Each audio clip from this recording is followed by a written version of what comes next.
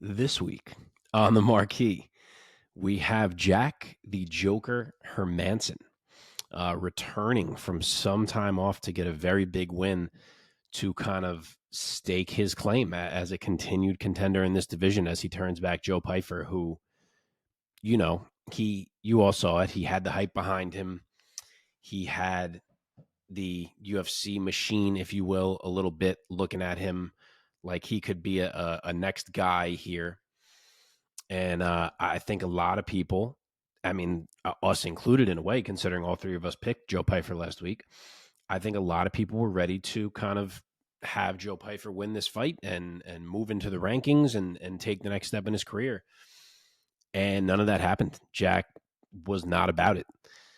So to break down the fight, Joe Pyfer did come out and look exactly how we all thought he would. You know, the size, the athleticism, the speed, the power, all of it was on display through those first two rounds.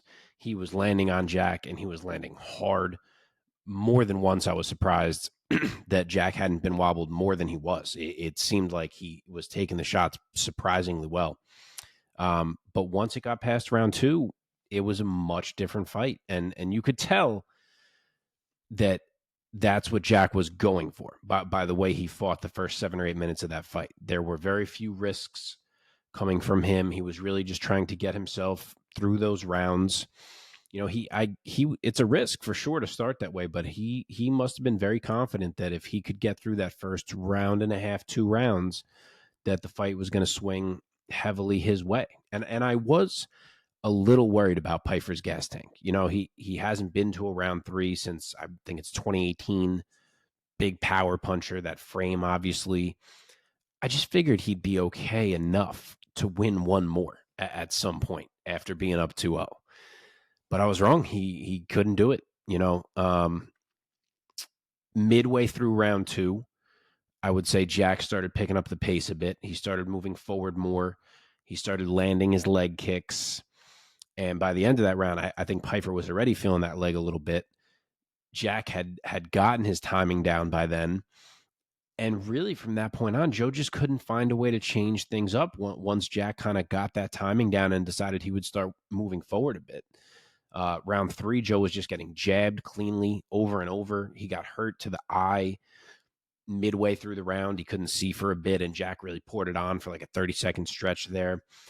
And then by round 4, Joe's burst was really just gone. Like he would push. He would get like a minute where he kind of looked like he had earlier in the fight. But for the most part, that burst, that energy, it wasn't there. And his leg was hurt. You could clearly see that. He started looking for takedowns, but they weren't there at all. Credit to Jack, because I think a lot of people, and even rightfully so, had really started to believe in the takedown ability and the grappling of Joe Pyfer. And it wasn't even a factor in this fight because Jack just was not allowing it. He was stuffing everything. And once that was the case, it really just became Jack's fight to dictate on the feet. And then in round 5, obviously, he's the one that took it down and capped everything off with his wrestling. So it was just a fantastic veteran performance from Jack. He did exactly what he had to do in order to counter the natural gifts of Joe Pyfer. And he fought a perfect fight. So props to him. That was a hell of a way for him to come back and jump right back into the mix in this division. And Joe, you know, him losing this fight, this is what I hate that fans do sometimes. Like, people bet on Joe Pyfer and then he loses, and it's like, oh, Joe Pyfer sucks. Joe Pyfer was never good. Like, the skills that everyone was so excited about in Joe Pyfer are still there. They didn't go anywhere. You saw him through 10 minutes of this fight. It's just that he had his first 5-round fight against a true veteran who had a great game plan, who was able to take what Joe Pyfer brought and put a pace on him and find a way to, you know, to, like I said, to counter the skills that he has. So just because that happened does not mean that Joe is not going to be something in this division. Not like I think the guy's going to be the champion, but he's still got plenty of room to grow. And as I keep saying, he's got a lot of natural gifts. So I'm sure he will take this back, learn from this, and we'll see a better Joe Pyfer going forward. And you've got to think the cardio becomes a real focus for him. So I'm interested to see his next fight for sure, which I guess segues me into our usual deal here, which is that after these recaps, we will offer up some matchups that we would like to see for each fighter going forward. So I'll start with Joe since I was just kind of ending by talking about him. Um, I'm going to pair him with another guy who just lost on this card, which is Brad Tavares. I think that there's no reason for Joe to take too big of a step back, and I think that Brad is that perfect, kind of similar but slightly lower level veteran test in there. And obviously this wouldn't be in a 3-rounder, so the cardio is going to be less of a factor.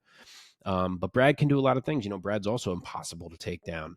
And he is a skilled striker who's been in there across from a ton of guys and hung tough. So I think that is a perfect next test for Joe and would mean something if he could get past Brad Tavares. So that's where I'd go with Joe. And for Hermansson, I am going to say the winner of a fight that we're going to talk about a little bit later in this episode, which is a fight that is on this weekend's card. And that is Anthony Hernandez and Roman Kopylov. I think the winner of that fight is going to have themselves in line for a pretty big fight. I think Jack, as much as he got a good win here, he hasn't necessarily earned something again with like one of these, upper echelon at middleweight, of which there is quite a few right now. And I think Jack is kind of a rung below that. So I think he's got to get one more for that type of fight. And I think the winner of Hernandez and Kopylov would be exactly that, especially if it's Hernandez. Jack and Hernandez would be a really interesting fight. So that is where